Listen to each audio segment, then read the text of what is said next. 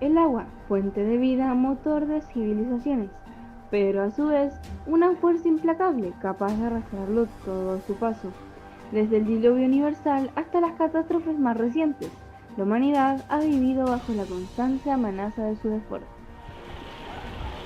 Así quedaron algunos barrios de la ciudad de Talca, en el centro de Chile, tras las fuertes lluvias que han afectado varias regiones del país. A pie o en bote, varias personas debieron ser evacuadas por las inundaciones. En nuestro mundo, este desastre natural ha tomado lugar en distintos puntos, dejando consigo catastróficas consecuencias. Recordemos el 12 de agosto de 2010, cuando Pakistán se ahogó bajo las aguas del río Indo, afectando a más de 20 millones de personas en la peor inundación de su historia, o la devastadora riada del 29 de agosto de 2005 en Nueva Orleans, Estados Unidos, tras el paso del huracán Katrina, donde la ciudad quedó sumergida bajo centímetros de agua, cambiando para siempre el destino de miles de familias. Y aquí, en Chile, el 23 de junio de 2023, una serie de sistemas frontales desataron un torrente de lluvia que provocó desbordes de ríos y aluviones, dejando a miles de damnificados y vastas zonas del centro-sur del país bajo el agua.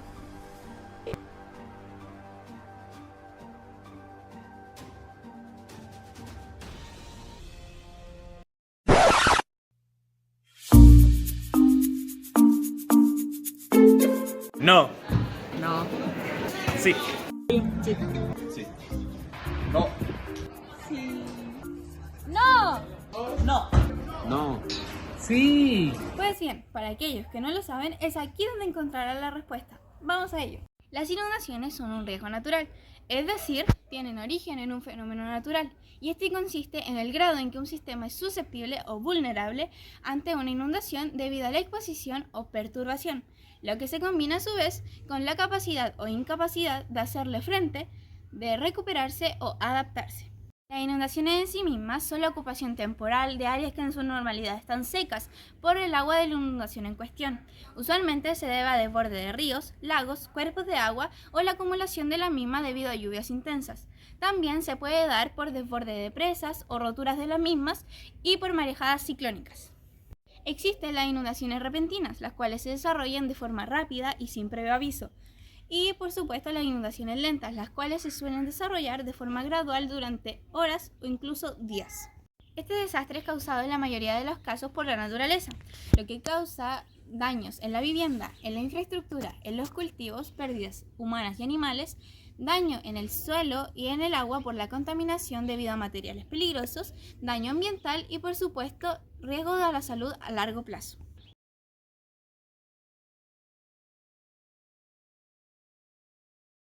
Si bien son eventos naturales, sí que son evitables, o más bien reducibles en cuanto a daño.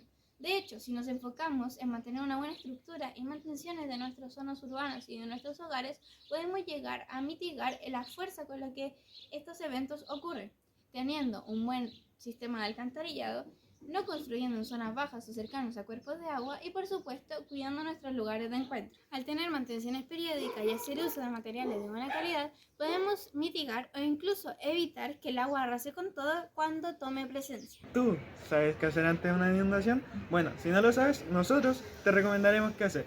Primero, bajar el interruptor general de la electricidad. Segundo, evacuar a un lugar alto. Y si no tienes opción a escapar de la inundación, subir a plantas altas o subir al techo en último caso.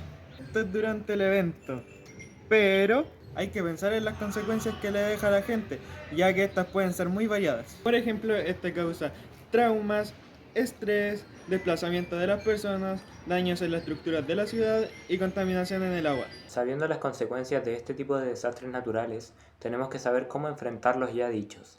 Se requiere una combinación de medidas de emergencia, reconstrucción y prevención a futuro. Primero, se debe brindar ayuda humanitaria como albergues temporales, comida, agua potable y atención médica.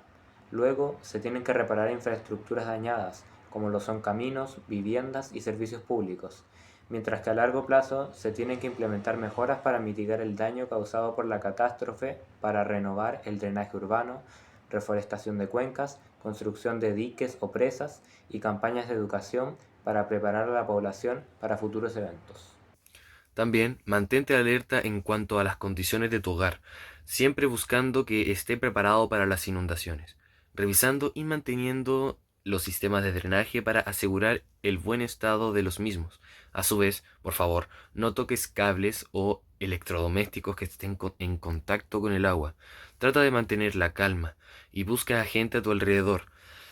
Siempre tienes que estar con el equipo de expertos que te den y sigue sus indicaciones. Asegúrate de conocer también bien el área de la evacuación. Por supuesto, una inundación puede causar más o menos daño si tú eres precavido y trata de revisar y limpiar periódicamente los desagües. Además de que, si te es posible, busca instalar una bomba de agua en tu hogar para ayudar a drenar el agua en caso de que la inundación sea inevitable.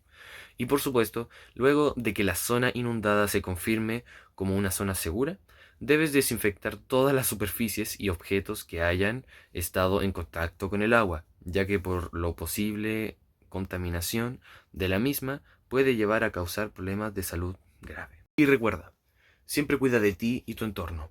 La naturaleza es imparable, pero eso no significa que el daño no pueda ser reducido si cumples nuestras recomendaciones.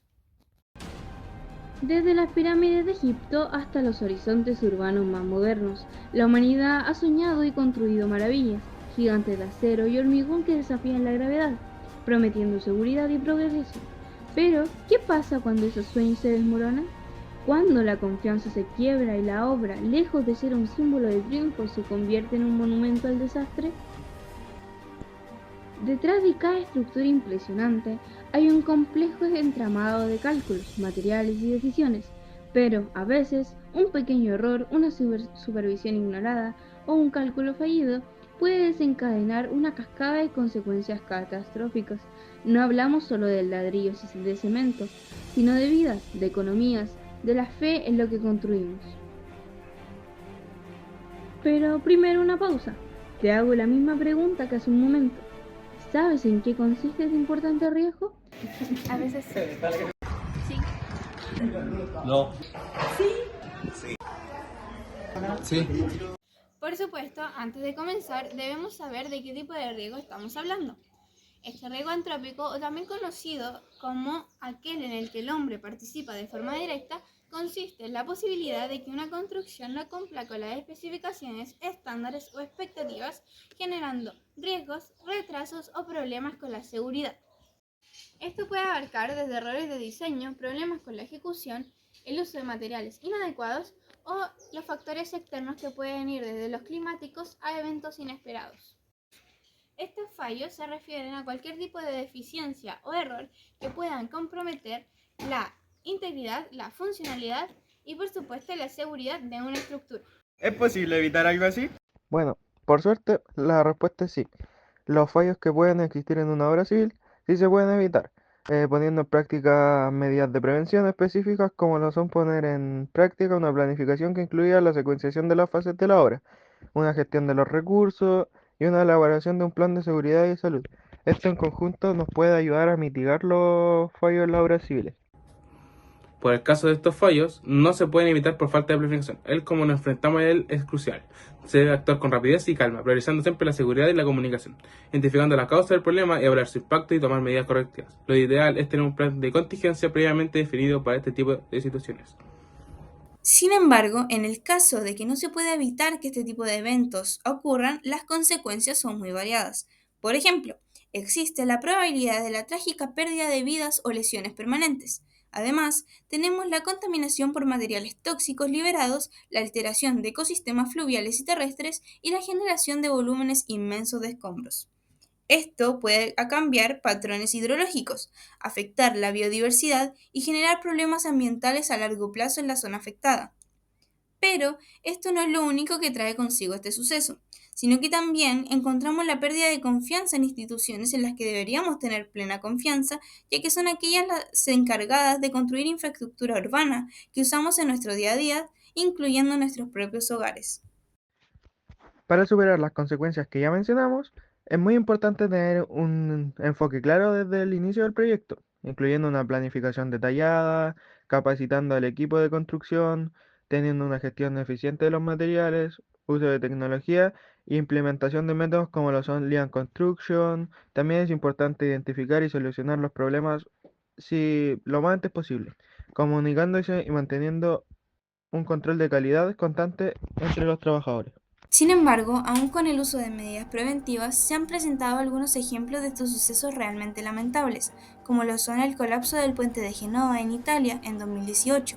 El puente Morandi se derrumbó parcialmente, provocando el fallecimiento de 43 personas. Otro caso es el del derrumbe de la línea 12 del metro en Ciudad de México en el año 2021. En este, un tramo elevado colapsó mientras pasaba un tren, provocando 26 muertes. También tenemos el caso del colapso del edificio Champlain Towers, en Florida. En este caso, parte del edificio se vino abajo inesperadamente, causando más de 90 muertes. Sabemos bien que estos hechos se relacionan con nuestro actuar como humanos, y tal como podemos provocarlos, se pueden prevenir de las siguientes formas. Uso de diseño educativo y normativas. Se debe de asegurar de que el diseño estructural cumpla con las normas técnicas y reglamentos de construcción vigentes. Realiza a su vez estudios geotécnicos y topográficos precios a la construcción para evitar errores por desconocimiento del terreno. Se deben de contratar a profesionales calificados en ingeniería civil, arquitectura y geotecnia. Utiliza materiales de construcción certificados y de buena calidad. Implementa un sistema de supervisión técnica constante durante toda la obra. Lleva un control de calidad en cada etapa de construcción, especialmente en cimentaciones y estructuras principales. Verifica la procedencia de los materiales y evita el uso de productos no autorizados o adulterados. Almacena los materiales adecuadamente para evitar su deterioro.